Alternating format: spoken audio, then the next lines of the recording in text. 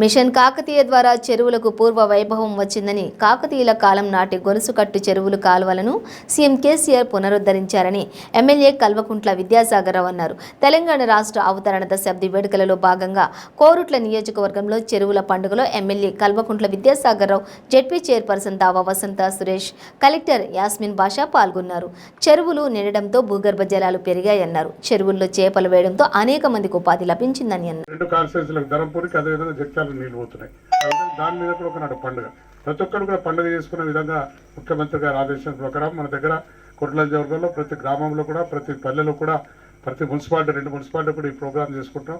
దీంట్లో పాల్గొన్న మీ అందరికీ, మా మహిళా సోదరులకు బోనాలు ఎత్తుకొని బతుకమ్మలు తీసుకొని వచ్చి కష్టపడి, ఎందుకంటే ఇటు ఉడకపోస్తున్నది అయినా చెమటలు కారుతున్నాయి. కారణం మీరు అందరూ అంత దూరం నుంచి నడిచినందుకు ప్రతి ఒక్కరికి పేరు పేరున మీ కృతజ్ఞతలు తెలుస్తూ ఈ కార్యక్రమానికి వచ్చిన జిల్లా కలెక్టర్ గారికి, అడిషనల్ కలెక్టర్ గారికి, అదేవిధంగా మా జిల్లా పరిషత్ చైర్మన్ గారికి, ఆర్డీఓ గారికి, ఈ వేదిక మీద ఉన్న మా మున్సిపల్ చైర్మన్ గారికి